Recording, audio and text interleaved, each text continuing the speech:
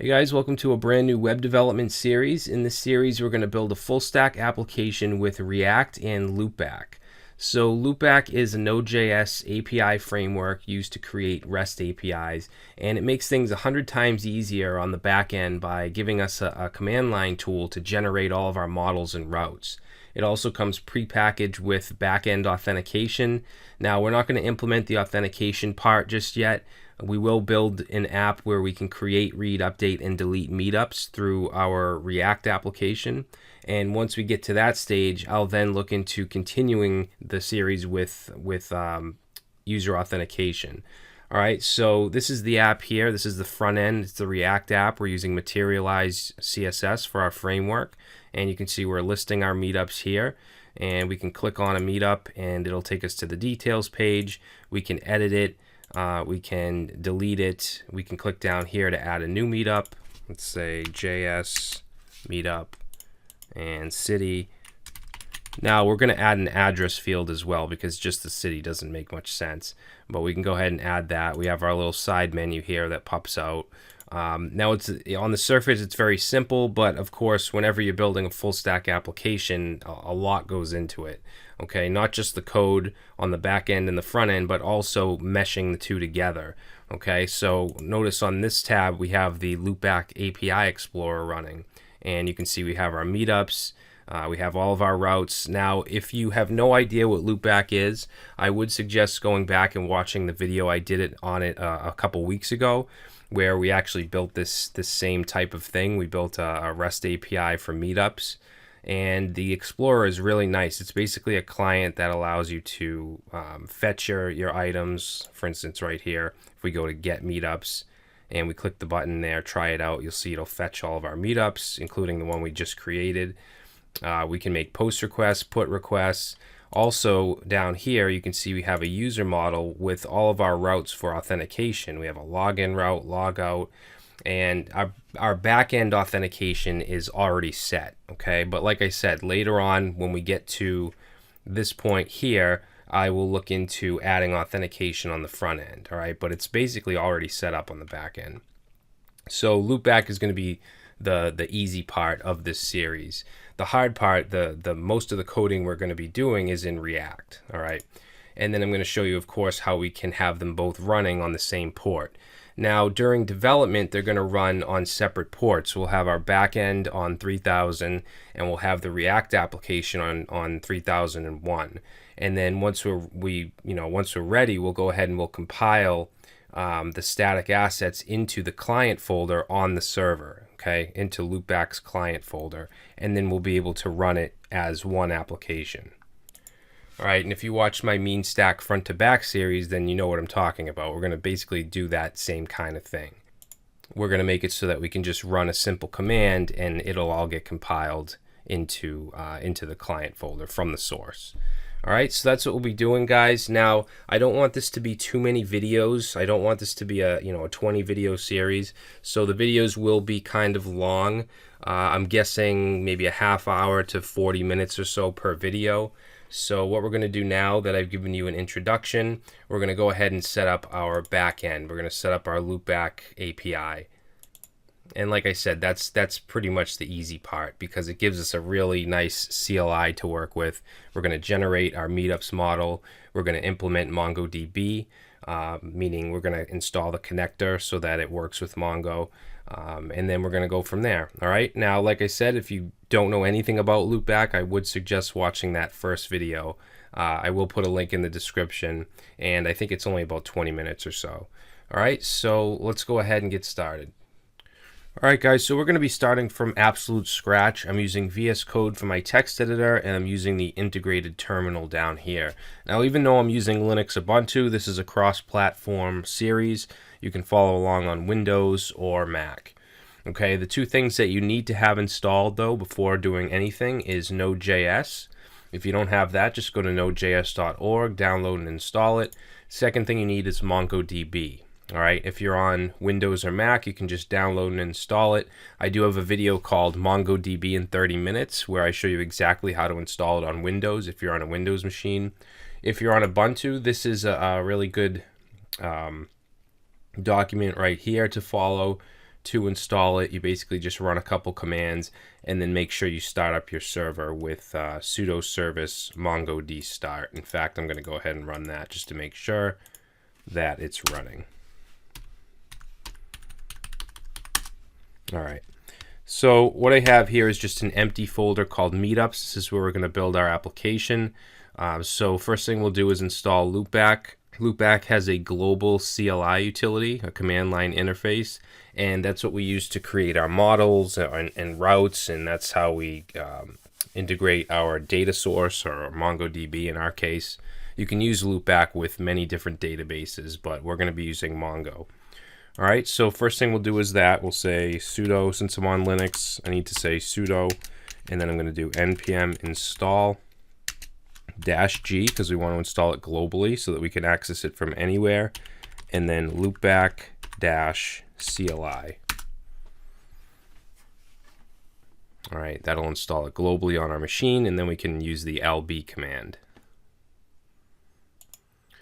Now, one thing I want to mention is if you're on Windows and you're using git bash instead of PowerShell or whatever, you may have an issue when it asks you some questions when you have to use the arrow buttons to go up and down. If that happens, just use the Windows command prompt when you run the lb command. All right, so now that that's installed, we're going to go ahead and we're going to run lb. So it's going to ask us the name of our application. Meetups is good. I'm going to hit enter. We want version 3, which is the latest version. And then this is what I was talking about on Windows git bash. This might not work, but you want the first option anyway, which is API server.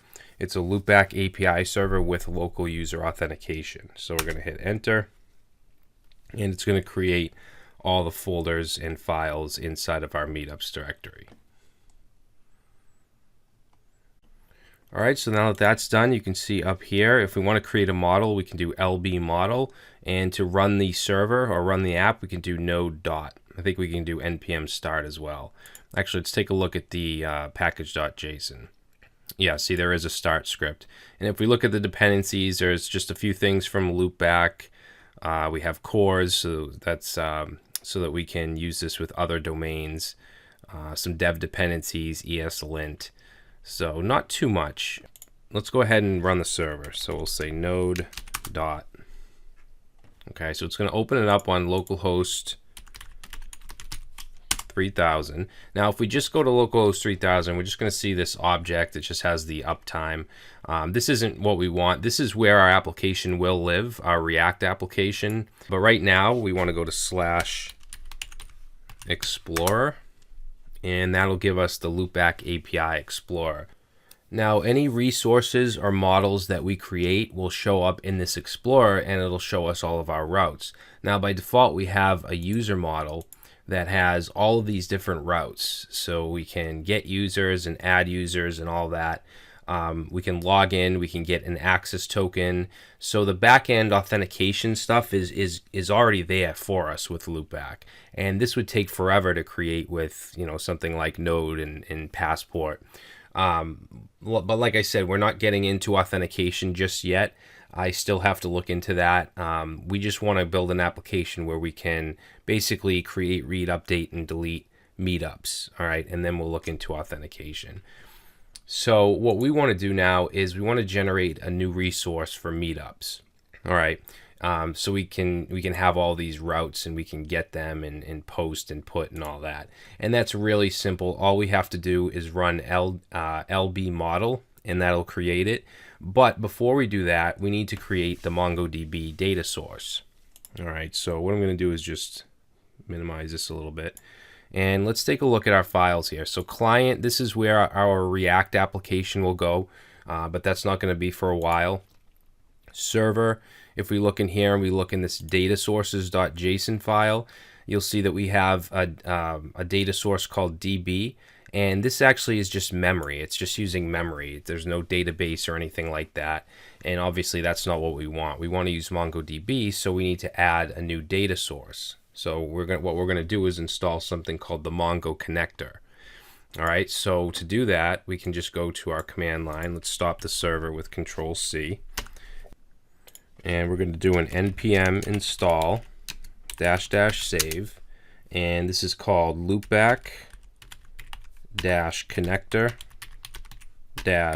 MongoDB. All right, and that'll get saved to our dependencies as well.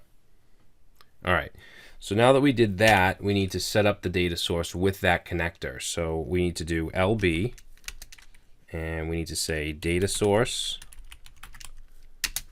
and then we need to name it. I'm just going to call it MongoDS, or yeah, MongoDS for data source. And then we're going to add the flag -- connector, and then we want to put in MongoDB and enter. All right, so it's going to ask the data source name, which is MongoDS by default. Let's click enter. And then this part's really important. You want to make sure you go down to MongoDB, because you can use multiple different types of databases with LoopBack. You can use MySQL, Postgres, Oracle, Redis, Cassandra, all these IBM databases. We're going to choose MongoDB. So for this here, this connection string URL, I'm just going to hit enter to skip that. And then we're going to manually fill in some of this stuff. So host will be localhost. Port is going to be the default Mongo port, which is 27017.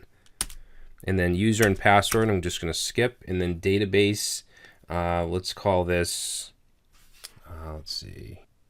We'll just call this meetups-app. All right. And now notice that the data source JSON file now has all that stuff in it. All right. Now, one thing I want to do here is I'm going to change the MongoDS. This was temporary here, or at least this part, to DB. And then I'm going to get rid of this DB. Okay. And the reason I'm doing that is because this is referenced in a few different places around the server, and I don't want to go and change all of that. So I'm just going to change this to DB because we're not using that memory anyway. So let's save that. And just to show you, if we go to model config, you'll see that that DB is referenced in a few places. So as far as the other files on the server, once we create a model for our meetups, we'll see the resource for that. But this stuff, we have a config file where we can change the port and stuff like that, the route. Right now it's going to be /API where we make our request to. For instance, it'll be /API/meetups. And then we just have some middleware stuff in our model config. All right, so let's go ahead and create a new model called meetups. So we're going to go down here. Let's clear this out. And to create a model, all we have to do is say LB model. And it'll ask us some questions. The model name, we're going to call meetups. And we're going to select our data source. Notice how MongoDB is already there for us. That's because we already installed it and set it up. So we're going to choose that. We're going to choose persisted model. It's going to ask if we want to expose the meetups resource to the REST API. We want to say yes or Y, enter. Custom plural form. So if we wanted to put something else for the resource name for the plural form, we could do that. I'm just going to hit enter. And then common or server, we're going to choose common, and it's going to ask us for our properties. So we know that with our meetups, we want them to have a name, a city, and an address. So let's go ahead and add name. It's going to ask the type. It's going to be a string, so I'm going to hit enter. Required, I'll say yes and enter. Okay, the default value, leave blank for none. So that's what we want, blank. So we'll click enter. And then it's going to ask us for the next one, which is going to be city. Same stuff, string, required, yes, blank, yes. The next one will be address, which will be a string. I'm going to make the address not required, so we'll put an N and enter. Okay, once we have all of the properties we want, we can just hit enter and it'll take us out of that screen. All right, so now if we go over and we look at our server folder, we should have, not server folder, our common folder, we now have models and we have meetups.json. Okay, this is where all the fields that we just created reside. You can see we have our name, city, and address, and the types and stuff. All right, so this is kind of like a Mongoose schema, if you've ever worked with Mongoose. Now, any access control that we set, For instance, if we want to say that only authenticated users can read or write meetups and stuff like that, that's going to go in this array right here, this ACLS. But like I said, we're not going to get into that just yet.